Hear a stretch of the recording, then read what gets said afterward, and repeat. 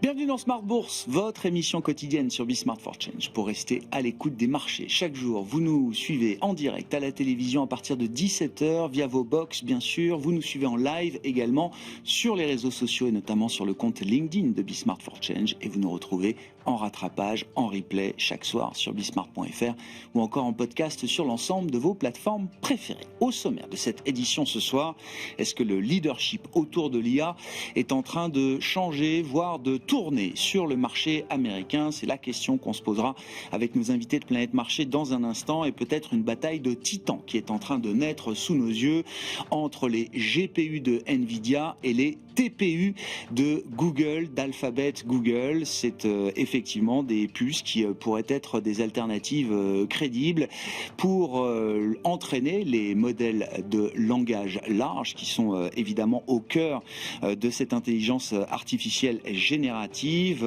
Les puces TPU produites par Google pourraient séduire des firmes comme Meta, rapporte aujourd'hui la presse spécialisée américaine. Parallèlement à cela, Alphabet Google connaît de très bons résultats avec son nouveau modèle Gemini 3 qui semble être aujourd'hui l'un des meilleurs, si ce n'est le meilleur modèle du monde devant le ChatGPT d'OpenAI ou encore d'autres dans ce classement. Alphabet Google donc qui devient la star de l'IA du moment avec un cours de bourse qui s'est apprécié de 20% sur un mois quand le cours de bourse de Nvidia n'a rien fait sur les dernières semaines. Pauline Gratel vous apporte plus de détails encore sur cette situation de marché dans un instant. L'autre sujet qui occupe les investisseurs pour quelques jours encore, c'est la décision de la Fed qui sera rendue les 9 et 10 décembre prochains, le 10 décembre précisément. Est-ce que cette décision se jouera à pile ou face? Il semble quand même qu'une baisse de taux est en train de prendre forme selon les probabilités de marché. Quand on suit également les discours de membres influents au sein de la Réserve fédérale américaine, de membres votants notamment, il semble que la balance soit en train de pencher en faveur d'une troisième baisse de taux consécutive cette année pour la Réserve fédérale américaine. Les données du jour très retardées, qui se réfèrent au mois de septembre, vont également dans ce sens-là, visiblement, avec un adoucissement de la dynamique de consommation observée au mois de septembre. Après des mois d'été qui ont été très forts, les ventes au détail sont ressorties un petit peu sous les attentes pour le mois de septembre. Là aussi, Pauline Gratel vous donne plus de détails dans un instant. Et puis dans le dernier quart d'heure de Smart Bourse, focus thématique sur la tendance qui porte la santé et le bien-être. C'est Ronnie Nishali, spécialiste de la gestion thématique et président de Galilée Asset Management, qui sera l'invité du dernier quart d'heure de Smart Bourse pour décrypter avec nous cette thématique santé-bien-être.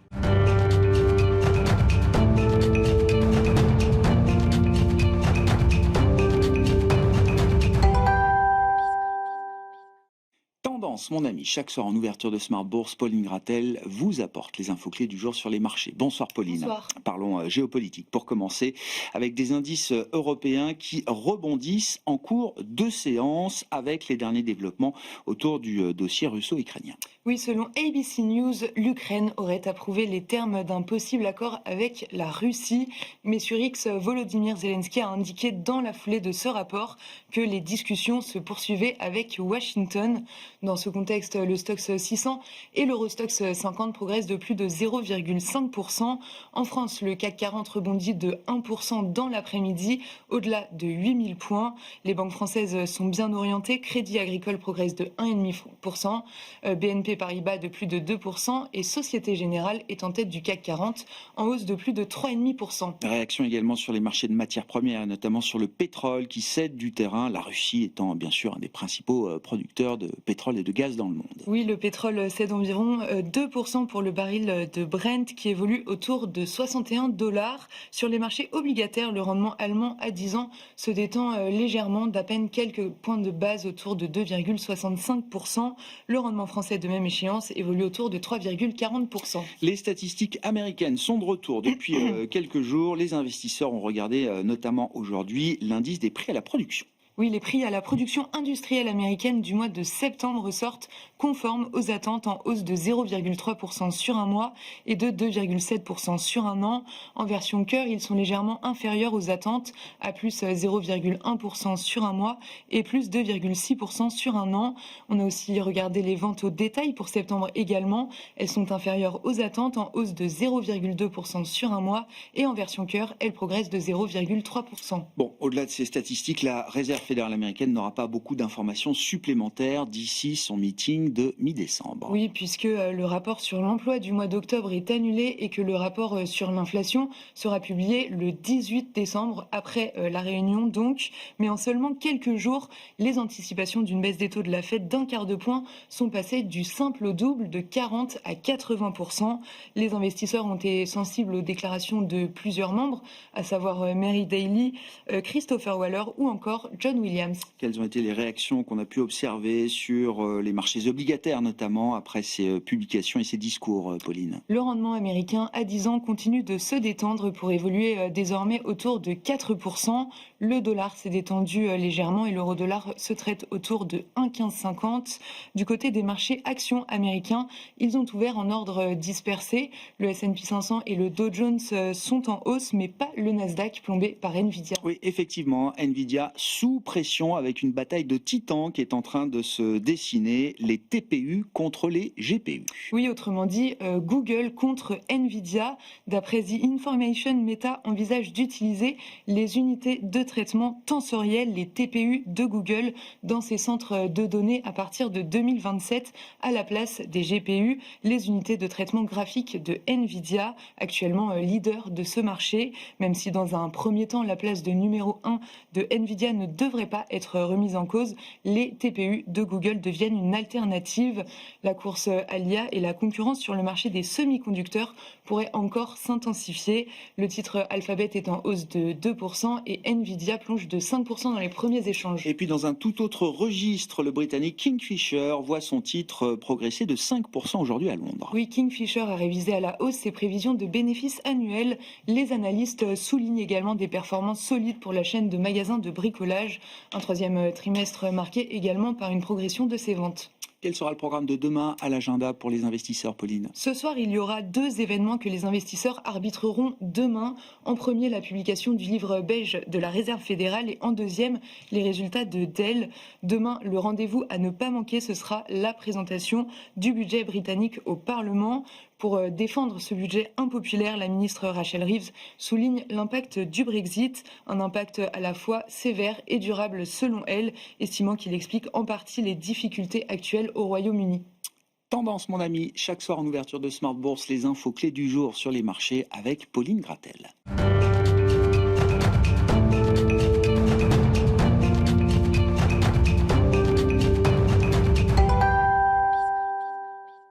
Trois invités avec nous chaque soir pour décrypter les mouvements de la planète marché. Paul Jackson est avec nous, le responsable de la recherche en allocation d'actifs d'Invesco. Bonsoir Paul. Bonsoir Grégoire. Merci d'être là. Merci à Florent Delorme d'être à nos côtés également. Bonsoir Florent. Bonsoir Grégoire. Stratégiste chez M&G Investments, et Sébastien Lalevé nous accompagne également, directeur général de Montpensier Arbevel. Bonsoir Sébastien. Bonsoir. Merci d'être là Sébastien, vous êtes un peu le technophile de la bande. Ce soir, est-ce qu'on entre dans une nouvelle phase de marché autour du thème de l'IA?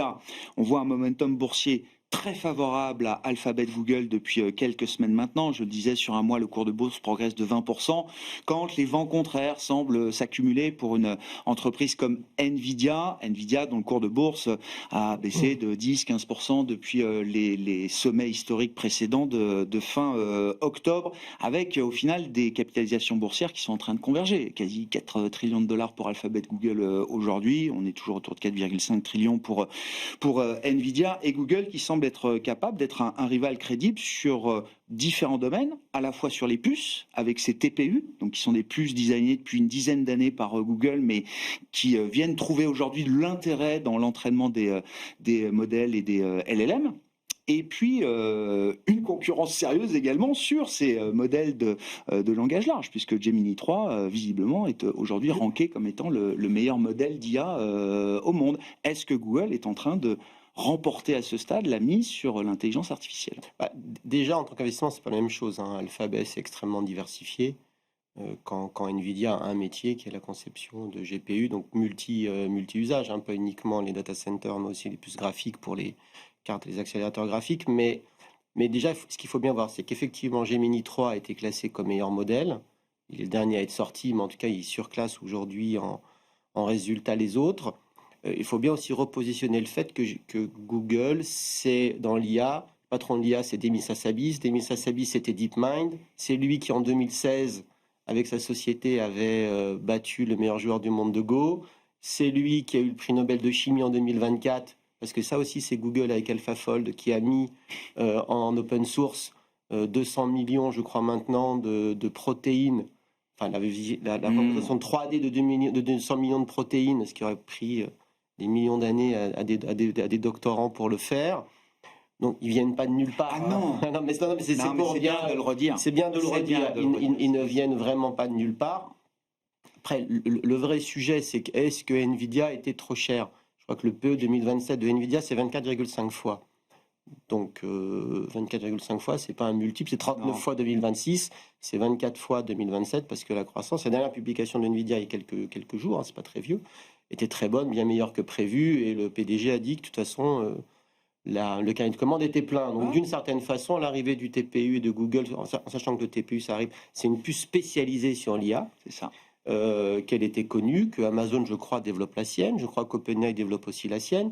Donc en fait, le vrai sujet, c'est que tous ceux qui croyaient que Nvidia allait passer sa vie à monter ses marges et sa marge brute avec un FOMO généralisé sur ses GPU, c'était évidemment illusoire.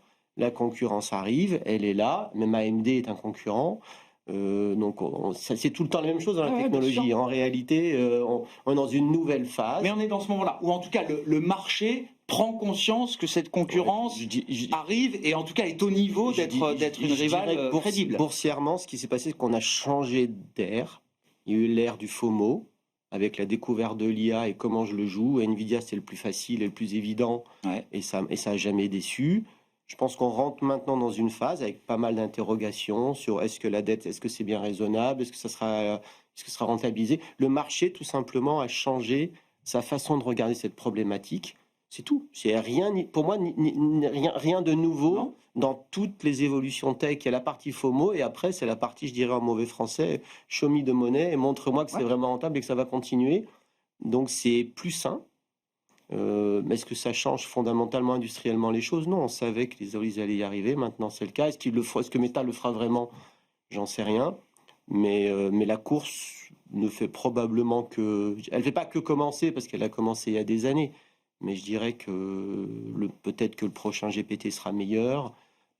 C'est ça. Ça, c'est compliqué. C'est la course de petits chevaux qui se met en place, quoi. C'est un peu ça, faut pas l'analyser. Mais ça veut dire que ce sera moins simple de gagner de l'argent sur le thème de l'IA que ça ne l'a été depuis 1 ou 2 ans, Sébastien. Disons que là, on a vécu pendant l'automne une espèce de farandole et de surenchère d'annonces entre le projet Stargate, moi je te mets 100 milliards, moi 200, moi 300, moi 400, qui annonçait un peu l'espèce de fin de partie en disant tout le monde annonce ce qu'il a dans les cartons pour entretenir le truc. Donc effectivement, je pense qu'en termes d'annonce, ça va être compliqué de surprendre encore autant en 2026 qu'on a surpris en 2025. Est-ce que c'est incohérent? Non. Est-ce que ça change quelque chose au fait que l'IA révolutionne tout? Non plus. C'est juste que boursièrement, ça change quelque chose boursièrement. Boursièrement, en tant que stock picker et en tant qu'investisseur, on doit se dire que maintenant, il faut peut-être diversifier les choses et que le marché va être aujourd'hui un peu plus exigeant pour acheter les nouvelles. Il y a une question clé aussi, parce que dans tout cet écosystème qui s'est construit, on a bien compris qu'il y avait un cœur névralgique qui s'appelle OpenAI, qui est une entreprise privée, qui n'est pas publique aujourd'hui. Est-ce que OpenAI est devenu systémique avec les engagements pris sur plusieurs années qui s'élèvent en trillions de dollars de dépenses de CAPEX? J'ai envie de vous Ou est-ce qu'une boîte comme Anthropic, par exemple, dont on parle beaucoup également aujourd'hui, est capable de venir déstabiliser un acteur comme OpenAI? Je dirais, le problème d'OpenAI, c'est ChatGPT. Donc ChatGPT, tout le monde connaît, donc tout le monde pense connaître. Donc, oui, je vous confirme. Ils pensent connaître. Oui. Ils sont devenus un peu dans l'image des gens. C'est ChatGPT, c'est l'IA. C'est comme le frigidaire, quoi. En réalité, dans l'usage aujourd'hui, Anthropic avec Claude est plus présent en B2B que ChatGPT. Par contre, ChatGPT, c'est 800 ou 900 millions d'utilisateurs. Et si vous imaginez que d'ici quelques années, vous avez 10 millions, on paye 10 euros par mois à 800 millions de ça fait près de 100 milliards de chiffre d'affaires par an. Donc le seul problème, c'est qu'aujourd'hui, ils font pas vraiment ça. Ils font, je crois, 13 ou 15 milliards, d'après ce que j'avais vu. Oui, c'est ça. Des pertes abyssales. C'est une société qui doit se financer. Quand tous les autres titans de cette industrie, en fait, génèrent, jusqu'à présent, ont financé leur CAPEX par le cash flow, parce que c'est des boîtes qui génèrent des cash flows fabuleux. Elles commencent juste à faire de la dette aujourd'hui. Et qu'en fait, en réalité, jusqu'à maintenant, elles ont arrêté d'acheter leurs actions pour dépenser, faire le CAPEX lié à l'IA. Donc c'était infiniment plus simple d'une certaine façon.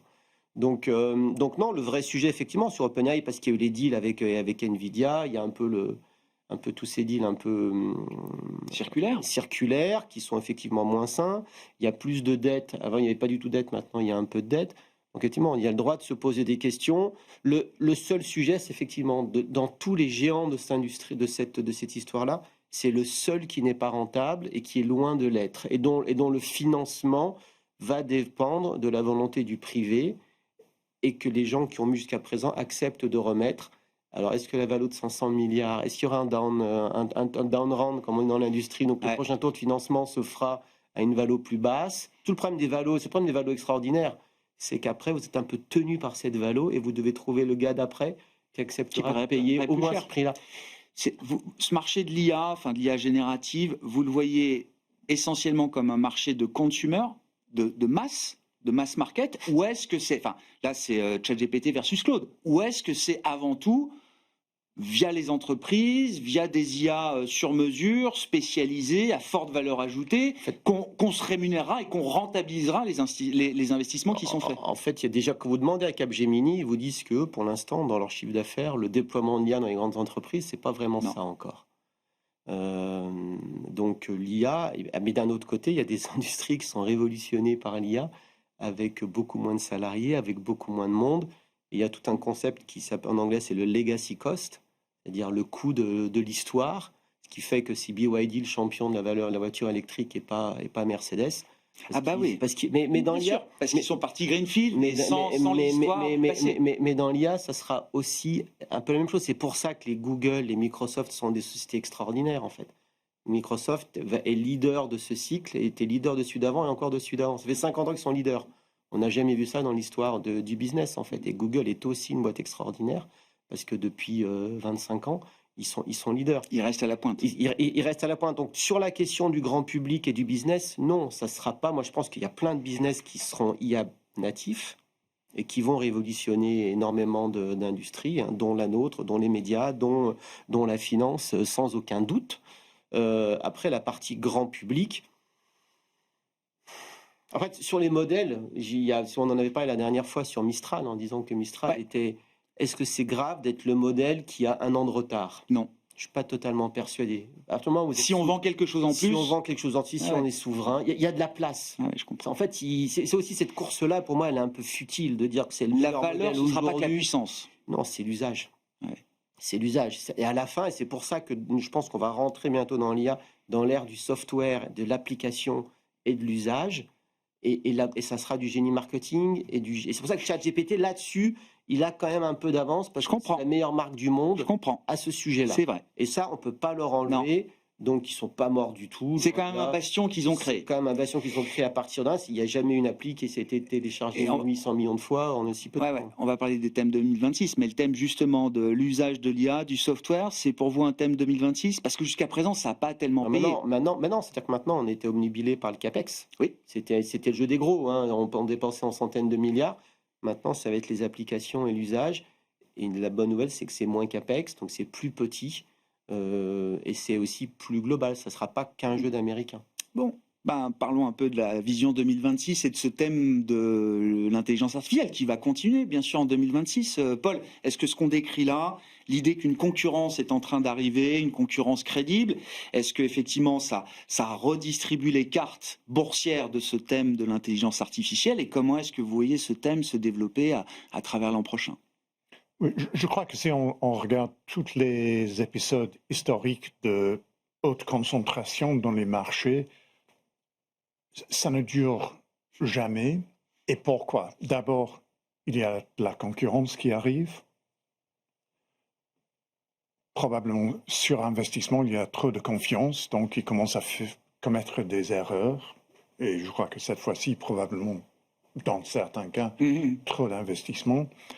Et que les valorisations arrivent à un niveau qui a perdu contact avec la réalité.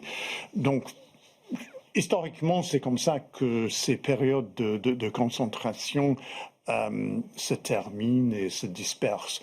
Et je crois que dans le cas de IA, on aura besoin un de ces jours de voir que les bénéfices s'étalent dans l'économie, que tout le reste commence à en bénéficier. Et c'est comme ça, historiquement, avec tous les nouveaux technologies. Normalement, dans le passé, dans les siècles qui viennent de passer, ça prend des décennies. Oui. À se généraliser, c'est toujours des enablers et pas les utilisateurs, les gens qui sont les grands gagnants. La technologie.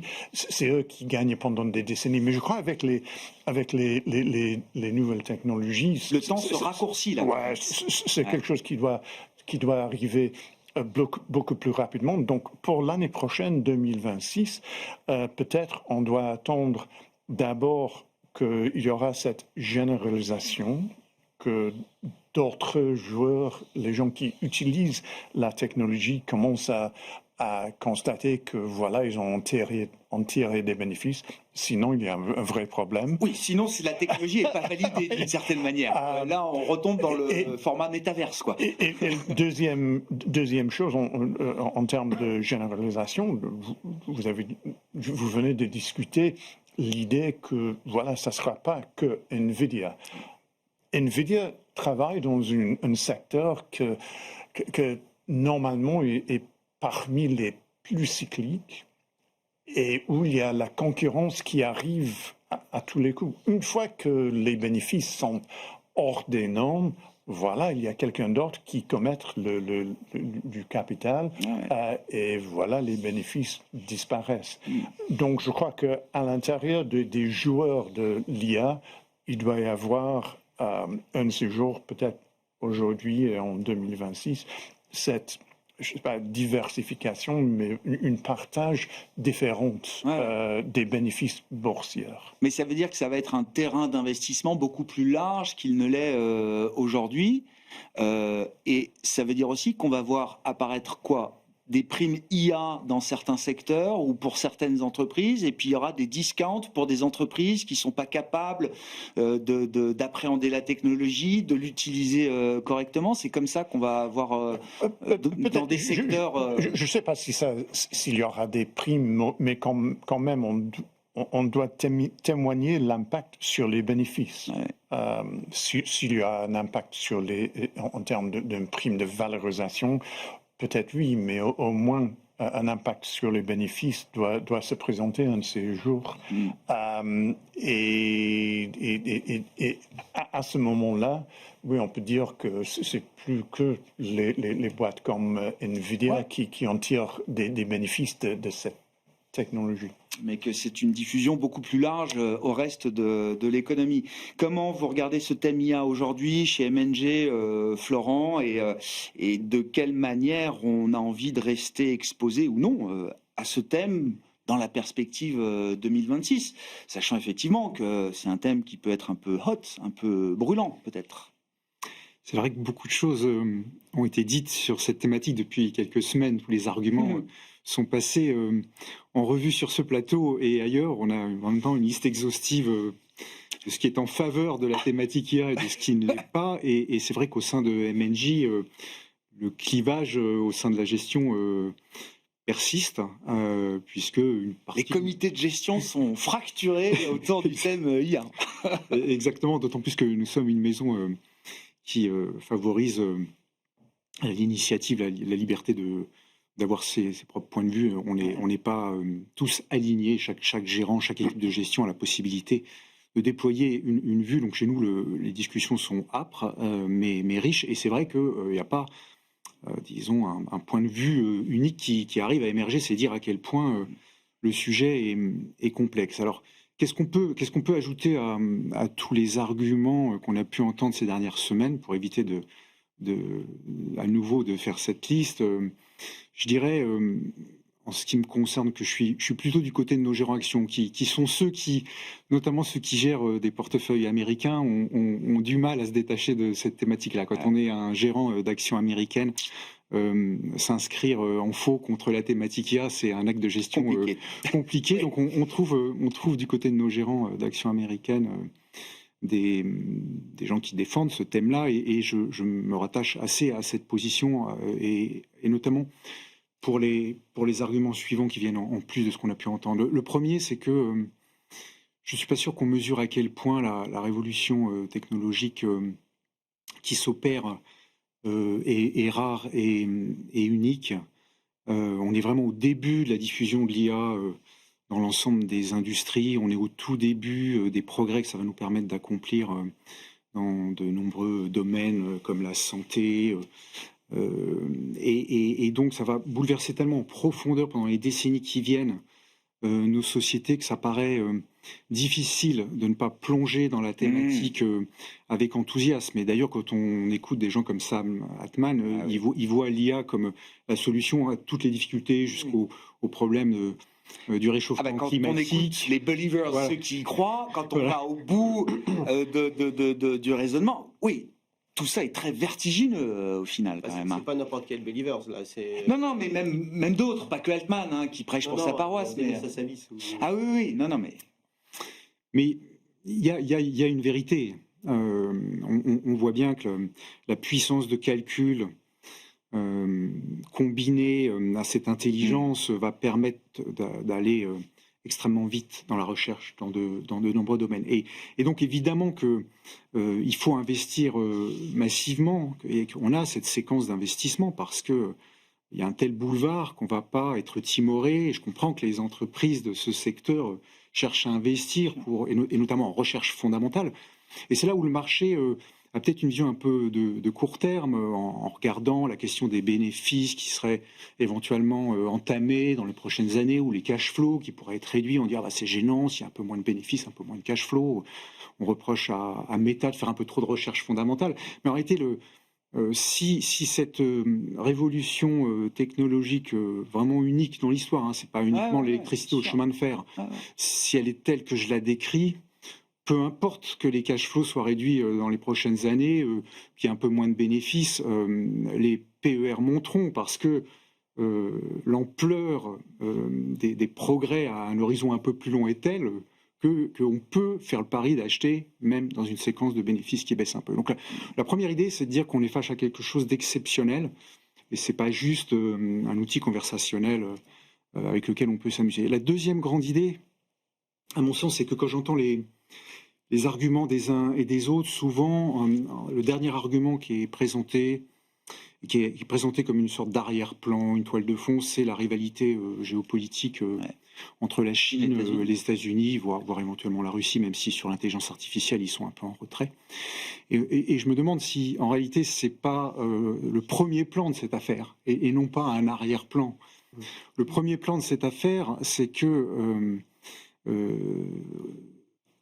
ça arrive rarement dans l'histoire, là aussi, ces moments où une puissance dominante est sur le point, ou prend le risque de perdre son hégémonie. Alors, la dernière fois, c'est quand le Royaume-Uni disparaît en tant que puissance dominante au profit des États-Unis. Les historiens datent ça de 14-18, donc on voit, ça arrive pas très souvent. Là, on voit bien qu'il se passe quelque chose sur le plan historique d'assez exceptionnel, où la Chine est réellement en capacité de mettre à bas l'hégémonie américaine. Et donc, et on voit assez aisément aussi que ce combat de titans pour la domination mondiale, il se mène sur ce terrain-là, indéniablement, parce que tout en découle jusqu'aux applications militaires, dont on ne parle pas très souvent, mais il faut quand même dire un mot. La technologie militaire, la manière de faire la guerre est complètement redimensionnée actuellement par les drones, et évidemment l'intelligence artificielle qu'il y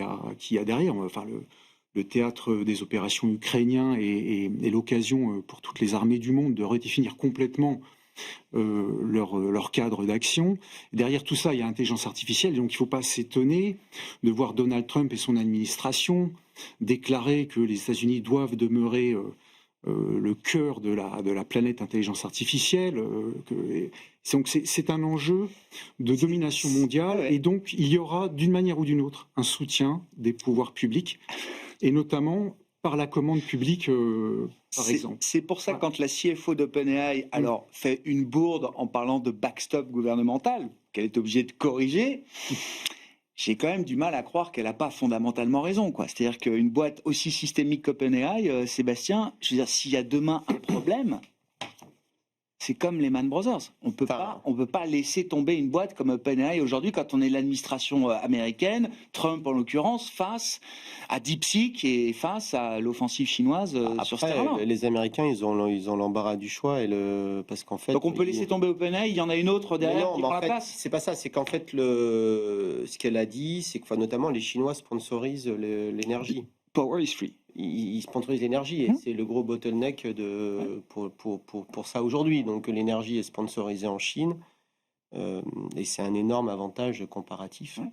Mais ça veut dire que c'est un appel de la CFO d'OpenAI en disant on aura besoin aussi de la ma vision, publique. je suis tout à fait d'accord avec la souveraineté, parce qu'en réalité, mais sauf que les Chinois, ils ont DeepSeek et ils ont Alibaba, ils ont un ou deux acteurs.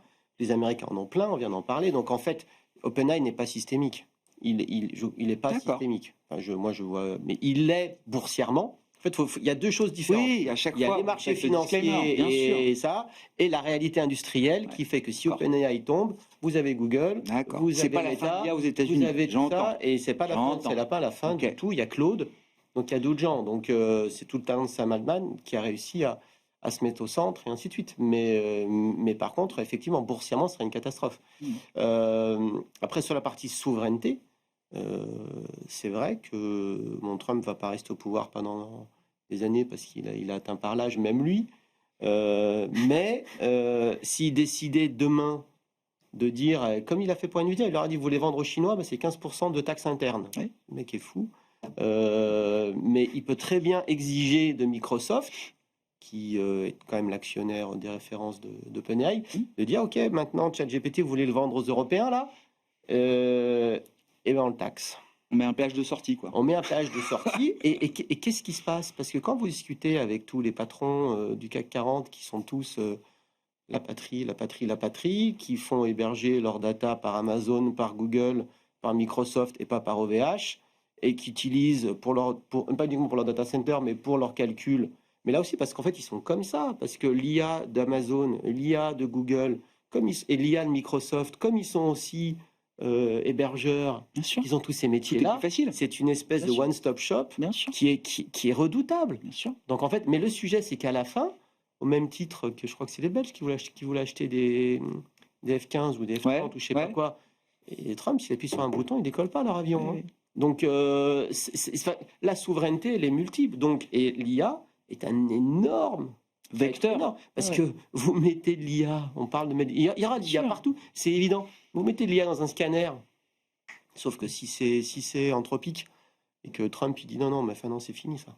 Et ça sera possible, il y aura des backdoors de partout en fait. Donc faut pas lâcher Mistral maintenant, quoi. Enfin, faut pas maintenant ni demain. Et évidemment que non, sauf que le vrai sujet de l'IA, si on fait la minute sociétale, c'est aussi de s'intéresser à l'histoire, parce que moi j'ai un gamin de 14 ans, le monde il le voit à travers ChatGPT. Donc c'est-à-dire que quand il se pose une question, c'est ChatGPT qui répond. Et où est le filtre? Enfin, moi, je conseille à tout le monde de relire 1984 et la novlangue et tous ces sujets-là. L'histoire, ça sera ce que les modèles disent. Et si vous enlevez tout un pan, mais c'est pour ça que je dis que c'est vertigineux. Que je ne juge pas, mais voilà, et ben vous vous retrouvez avec une réalité. Nous, je pense qu'on est collectivement, on sera à l'optimum de l'IA. C'est-à-dire qu'on est les gens parce qu'on a eu l'éducation d'avant, qui utiliseront l'IA en ayant une vie avant. Ça me va bien. Je pense que c'est comme vous dites. On s'en sera un peu moussé, mais on a un peu de recul. Bon, il me reste quelques minutes. Peut-être abordons aussi les autres sujets de cette fin d'année. Je veux bien, Paul, la décision de la Fed, donc dans 15 jours. Est-ce que c'est un leap of faith? Est-ce que la Fed va devoir, je ne sais pas, prendre cette décision comme un acte de foi, c'est-à-dire sans les données dures habituelles? Et est-ce qu'il va falloir faire un choix qui sera un peu dans l'inconnu d'une certaine manière? À mon avis, ils ont le temps d'attendre. C'est pas nécessaire. Ils ont fait déjà 2 réductions de taux, septembre et octobre. Ouais. Et c'est pas nécessaire de faire une 3e cette année. Je crois qu'il y a eu une pression dans les marchés une fois que après la dernière réunion de la Fed, qu'il y avait une déception, donc les marchés, ils avaient mal réagi. Donc, je crois qu'il y a une pression venant des marchés, et sûrement il y a une pression venant de la Maison Blanche, et une pression venant de certains membres de la Fed. Oui. Proches de la Maison Blanche, qui sont dans la poche de la Maison Blanche. Mais décembre, janvier, je ne me rappelle plus quel mois il y a des réunions. Janvier, mars, voilà. Mais c'est pas très important que ça arrive le mois de décembre. D'accord. La Fed va continuer à réduire ses taux, peut-être 4 fois jusqu'au fin 2026. Le rythme a moins d'importance. C'est ça qui est important. D'accord, je comprends. Bon, il n'y aurait pas tant d'incohérence si la Fed sautait le meeting de décembre en disant ce sera peut-être finalement janvier. Bon. Non, à mon avis, non. Ouais. Sur cette idée d'une poursuite des baisses de taux de la Fed, et jusqu'où, Florent? Difficile de dire si cette baisse de taux de décembre interviendra ou pas, mais ce qui semble clair, c'est que la tendance est clairement un cycle de baisse de taux qui va se poursuivre, et si nécessaire, une utilisation du bilan de la Fed, et c'est cohérent avec ce qu'on racontait avant sur cette séquence d'investissement massif dans la technologie, dans un contexte de rivalité géopolitique mondiale. On a rarement vu des politiques monétaires durablement orthodoxes où on cherche à tout prix à maîtriser parfaitement l'inflation quand il y a des enjeux de souveraineté et d'investissement massif qui sont présents. Donc le sens de l'histoire, c'est quand même de maintenir une trajectoire plutôt baissière des taux pour pouvoir permettre le financement de tout ce qu'on a décrit. Bon. Sur les thèmes 2026, Paul, qu'est-ce qui sera nouveau l'an prochain sur le plan des marchés? Qu'est-ce qui ne sera pas nouveau? Comment vous réfléchissez à cette question de l'horizon 2026 sur le plan de l'investissement? Je crois que d'abord, avec la baisse des taux aux US, mais surtout ailleurs depuis quelques années, j'attendrai qu'il y ait plus de croissance l'année prochaine. Donc, baisse des taux, accélération des masses monétaires, augmentation de salaires réels, pas énorme, mais il y a quand même une augmentation. D'ailleurs, en Europe, les taux d'épargne qui sont assez élevés, donc il y a la capacité, je crois, que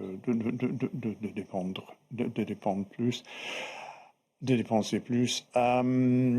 Donc pour moi, il y aura une accélération. On n'a pas été en récession, que c'est une période de croissance mitigée, minimale, médiocre.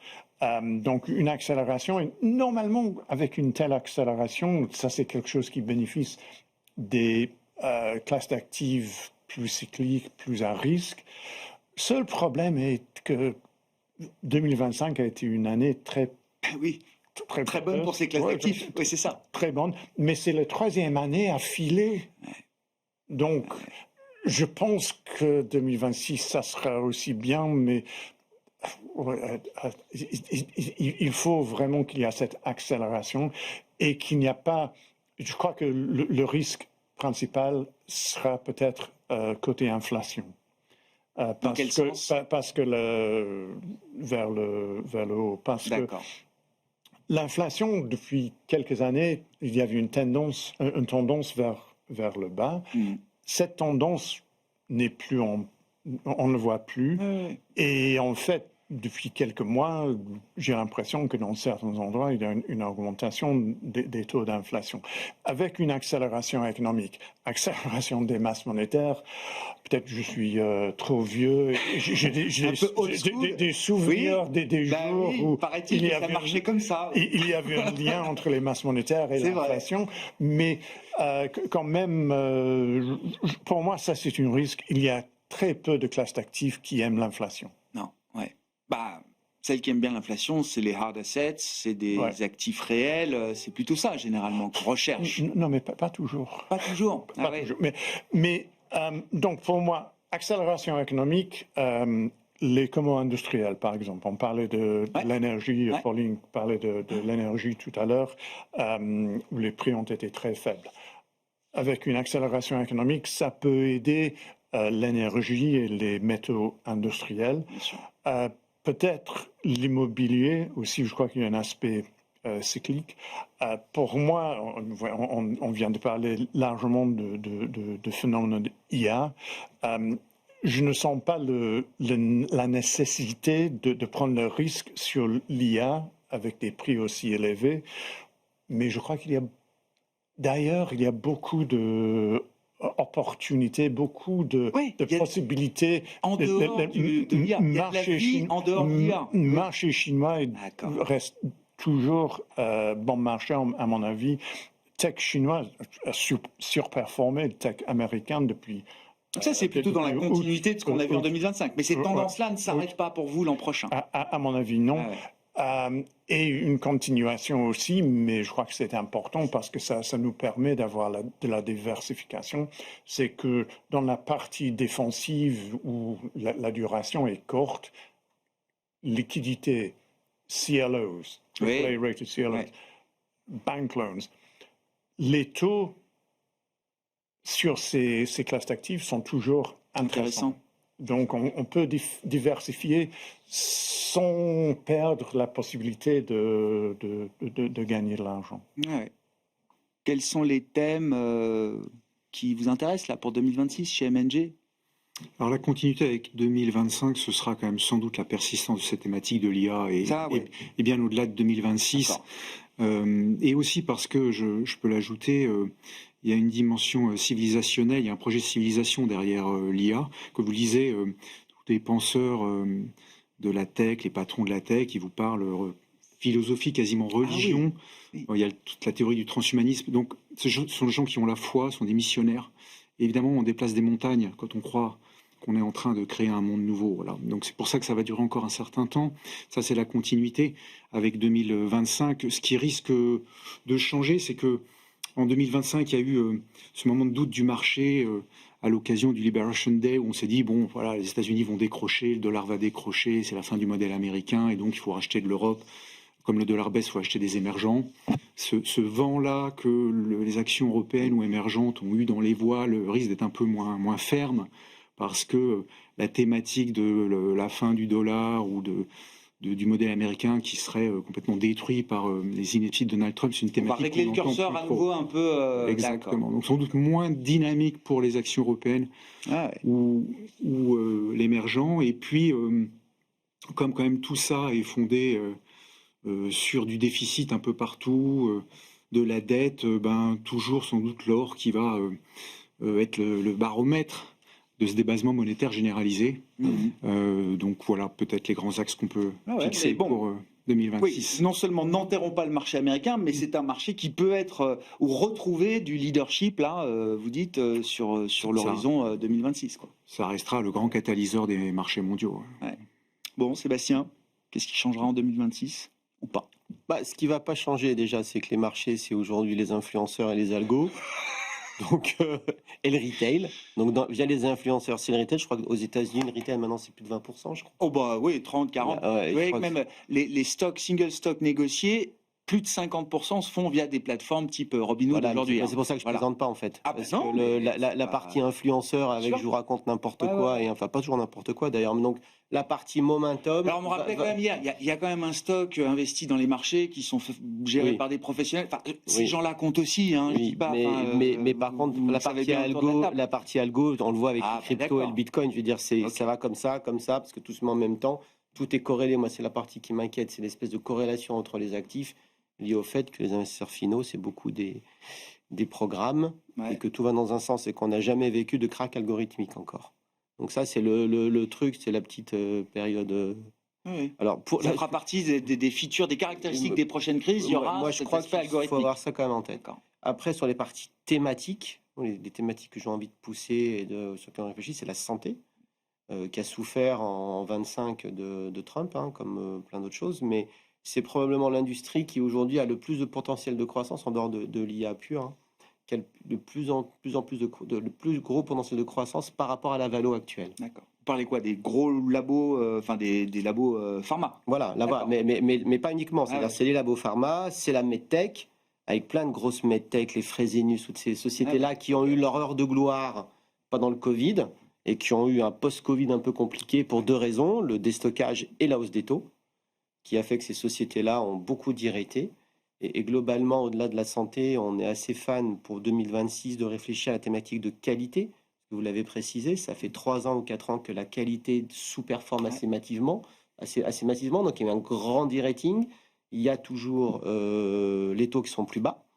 Et la réalité, c'est qu'on est quand même dans une géopolitique où on ne voit pas grand-chose. Et ça, je ne crois pas que ça va s'améliorer fondamentalement. Ce qui veut dire que les sociétés de qualité, où on a un peu de visibilité, peut-être que ça va un peu regagner ces lettres de noblesse parce qu'elles sont beaucoup moins chères et que la visibilité, c'est pas si mal. Donc tous les trucs chiants comme les utilities, boring, quoi. Utilities, on en a parlé un peu avec ça. Ça a bien fait les utilities. Mais je pense que ça peut continuer parce que dans la partie souveraineté, l'énergie c'est important. Il y a plein de sociétés que personne ne regardait, qui aujourd'hui sont à regarder. Super teaser parce qu'on va parler santé dans le dernier quart d'heure thématique. Merci beaucoup messieurs. Merci d'avoir été les invités de Planète Marché ce soir. Sébastien Lalvé, Montpensier Arbevel, Paul Jackson, Invesco, Florent Delorme, M&G Investments.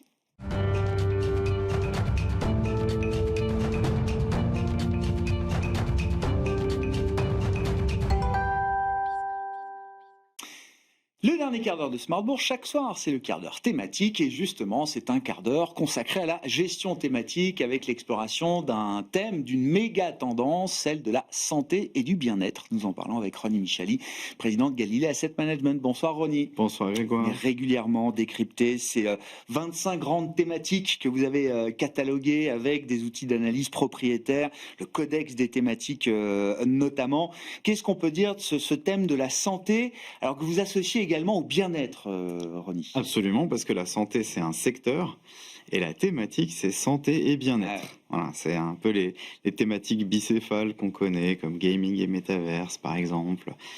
Donc voilà, c'est vraiment le fait qu'elle soit multisectorielle qui fait que c'est une thématique.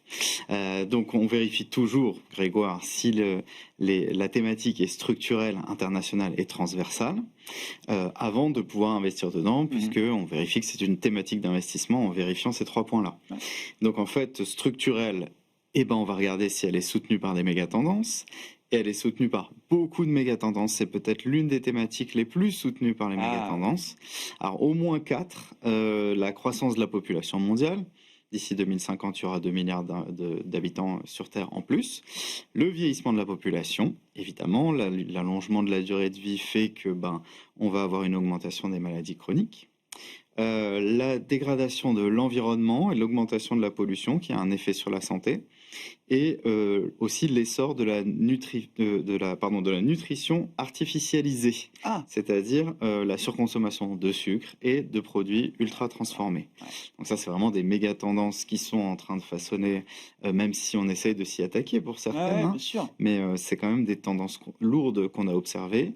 Et il y a aussi, je dirais, une cinquième qui peut se rajouter, c'est l'émergence des classes moyennes. Puisque, évidemment, quand on sort de la pauvreté, on a accès plus facilement aux soins et même au wellness. Au bien-être. Au bien-être. C'est même un objectif. Quand Exactement. on sort des classes les moins favorisées, on a envie d'accéder à ce bien-être dans un premier temps. Absolument. Et donc, un exemple pour la proportion de la population mondiale des 5 à 19 ans, donc les enfants touchés par l'obésité, elle a triplé depuis 2000. Elle était à 3%, elle est à 9%. Donc en fait, on commence à avoir sur cette thématique une demande qui est structurelle, qui est inélastique pour tous ces produits de services, de soins, de santé, etc. Et finalement, ça donne à la thématique une stabilité qui est assez rare dans les marchés et qui est plutôt indépendante des cycles économiques. Bon, structurel, thématique internationale également. Très rapidement. Évidemment, la population croît et elle vieillit un petit peu partout. Alors, il y a des endroits où elle croît plus vite que d'autres. En l'occurrence, il y a des endroits où elle a arrêté de croître. Mais effectivement, au global, il y a quand même ces tendances, notamment vers le vieillissement de la population. On est d'accord. Donc, dans les pays émergents, on a l'accès aux soins qui progresse, je disais, l'émergence de la classe moyenne. Et dans les pays développés, on a le vieillissement qui implique des investissements massifs en termes de santé. Un chiffre, aux US, les dépenses de santé totales, publiques et privées, c'est 5,3 trillions en 2024. C'est projeté à 8,5 trillions en 2034. Donc ça augmente, alors avec une population qui augmente pas tant que ça finalement. Et le marché du bien-être, la wellness economy, comme on l'appelle, elle a un taux de croissance annuel de 7,3%. Donc c'est assez fort. Et enfin, transversal, bien sûr, il y a le secteur de la santé, dans santé et bien-être, avec les pharma, les biotech. Il y a la consommation avec la nutrition, les compléments alimentaires. Il y a les infrastructures avec les hôpitaux, par exemple, mais aussi le fitness, les spas. Et il y a la chimie avec la recherche et encore de nombreux secteurs qui sont très larges. C'est très large. Très large, très stable, avec des piliers très solides. Effectivement, derrière cette thématique, cette méga tendance autour de la santé et du bien-être. Que disent les prix et les valorisations de cette thématique? Là aussi, c'est l'outil qui vous permet d'analyser la dynamique des prix de la thématique et son niveau de cherté, de valorisation absolue et relative par rapport aux grands indices. Qu'est-ce qu'on peut dire? Absolument. Alors, si on parle des perfs, déjà, sur la thématique, on a un début d'année difficile. En avril, Trump nous dit qu'il veut rendre les traitements abordables pour tous les Américains. En septembre, il met des droits de douane à 100% sur les produits qui sont brevetés et fabriqués hors des États-Unis. Et en octobre, finalement, ça rebondit enfin. Donc, ce qui fait que globalement, sur la performance year-to-date, on est à 13,5% aujourd'hui. Et il donne une exemption partielle, par exemple, à Pfizer, qui a accepté de baisser le prix de ses médicaments en échange. Et donc, en fait, vous allez voir sur le graphe de performance, 2022, seulement moins 4. Il y a des thématiques qui trinquent beaucoup plus en 2022. Par contre, 2023 plus 7, 2024 plus 3. Donc récemment, c'est vrai qu'on est passé en dessous du MSCI World. On surperformait le MSCI World. C'est une thématique qui a sous-performé cette année. Exactement. Donc en bleu sur le graphique, on surperformait le MSCI World. Et puis ça a sous-performé, mais ça rebondit actuellement, puisque en fin d'année, finalement, tout ce qui est bulle IA, vous en parliez un peu tout à l'heure, génère un peu plus de défiance. Voilà, c'est ça. C'est-à-dire, ça baisse évidemment les placements qui sont sur la tech, autour de la tech. Et ça fait augmenter les placements sur la santé, puisque c'est une thématique qui a une volatilité de 16%, quand même un tout petit peu plus volatile que le marché, mais beaucoup moins volatile que la robotique et l'IA, beaucoup moins volatile que le cloud, etc. Donc voilà, et c'est une thématique plutôt à dominante value, or c'est plutôt la croissance qui marche bien cette année, mais on a un rebond effectivement de cette thématique. Et puis, c'est pas si cher que ça. On a la valo n'est pas si élevée que ça aujourd'hui. Voilà, sur le deuxième graphique, toujours en bleu, on voit qu'on est réellement sur une décote par rapport au marché. 18 fois versus le MSCI qui se paye plutôt 24 fois. Et si on regarde sur long terme, finalement, on a une performance de 8,5% par an, ce qui est très correct dans ce niveau de volatilité. Et un potentiel d'innovation qui est fort. On a une croissance des BPA estimée pour les 3 prochaines années à 20% quand même. Donc c'est assez énorme. Et c'est une thématique, pour ceux qui font des portefeuilles, c'est une thématique qui a un très fort attrait pour les portefeuilles de type équilibré. Vous savez, il y a prudent, équilibré, dynamique. pour les équilibrer, c'est vraiment une bonne thématique à avoir en fond de portefeuille. Ouais. Qu'est-ce qu'on peut dire justement pour une analyse équilibrée de la thématique, de ses points forts et de ses points faibles également? Alors, les points forts, on en a cité beaucoup, mais il y en a un qu'on n'a pas encore vraiment abordé, c'est l'intégration croissante de l'IA, qui fait qu'on a une accélération de la recherche grâce à cette incorporation de l'IA, et on a aussi une optimisation de l'efficacité des traitements. Donc ça, c'est vraiment un gros point fort, sinon, bien sûr, porté par énormément de méga-tendances, comme je l'ai dit. Et puis, au niveau des points faibles, quand on se remet en question, il y en a quand même pas mal, Ouais. donc il faut faire attention. Les pressions réglementaires, hein, on a eu avec Trump, qui voulait par exemple baisser le prix du Wegovy, le médicament anti-obésité. On a, en dehors des pressions réglementaires, les droits de douane aussi. Sûr. Donc c'est deux choses différentes, mais ça peut impacter évidemment les cours de ces sociétés. On a des taux d'intérêt qui sont plus élevés que ce qu'on devait avoir. Et surtout, la probabilité de baisse des taux, elle est en chute libre en ce moment au niveau de la Il y Fed. aura quelques baisses de taux, mais pas autant que C'est ça. certains pouvaient l'imaginer il y a quelques mois encore. Or, c'est une thématique dont Ouais. les boîtes nécessitent beaucoup de R&D. Mm. Et donc, évidemment, cette R&D, elle se fait à des coûts plus chers. Donc, voilà. Et puis, quand même, en termes de points faibles, c'est très subjectif, mais quand même, c'est une thématique qui est value, qui est défensive, c'est des valeurs ennuyantes. Et évidemment, les gens qui voient évidemment les performances qu'il y a sur la tech récemment, il y en a qui ont pu jeter l'éponge, et ça a pu être une thématique un peu délaissée du fait que les perfs étaient dominés par les Pas assez thématiques autour de hype, la quoi. tech. Voilà, exactement. Alors en période défensive, très verra. content de la On voir. verra, peut-être que ça deviendra un avantage C'est ça. dans un Ouais. futur plus ou moins proche, j'en sais rien. Mais c'est très ennuyeux de regarder le cours de Roche, Fonds voilà. de portefeuille, hein. Oui, voilà. C'est quand même ce qui Donc, crée un socle dans une allocation et dans une poche action, hein. absolument. Mais Ouais. comme vous me demandez les points faibles, Vous le mettez dans les points faibles. les points Ah ouais, faibles sur le d'accord. marché, si je suis objectif, il faut Ah le ouais. mettre dedans. Ah ouais, c'est pas hype. Dans l'univers et les gisements des fonds qui traitent ce thème de la santé et du bien-être, quels sont ceux qui ont retenu votre attention, Ronnie? Alors, un fonds et un ETF. Ouais. Alors, un fonds de chez BlackRock. Alors, BlackRock est très connu pour les Oui. ETF, mais là, c'est la partie gestion active de BlackRock. C'est BGF World Health Science. C'est un très gros fonds, 13,5 milliards. C'est un fonds qui est historique. Il a été lancé en 2001. Il est presque emblématique de la gamme thématique de BlackRock. Ouais. 442% depuis son lancement. Donc, les Sur ceux 25 ans, ouais, voilà, pas mal. ceux qui sont là depuis le début, ils sont assez contents. 77% de valeur américaine, 9% de sociétés suisses. Oui. Voilà. Labo suisse, bien sûr. C'est c'est ce qu'on a retrouvé aussi. Je vais vous présenter également un ETF pour les adeptes de la gestion passive, mais on retrouve à peu près cette pondération-là géographique dans les fonds, les ETF, en tout cas ceux qui s'éloignent pas trop du benchmark et qui prennent pas trop de risques. Donc voilà. Sinon, en ETF, on a Amundi World Healthcare, 850 millions d'actifs gérés, 0,3% de frais de gestion. Ça fait toujours plaisir quand on a des ETF, effectivement, de faire baisser les frais de gestion C'est le principe même de ces produits-là, je crois. Absolument, tout à fait. La palissade, donc, comme on dit, et on investit sur les valeurs les plus emblématiques de la thématique via cet ETF. Donc on va retrouver par exemple Eli Lilly à 10% quand même, hein. Ensuite Johnson & Johnson à 6%, donc il ne faut pas avoir peur de la grosses pondérations, concentration. quand même, hein.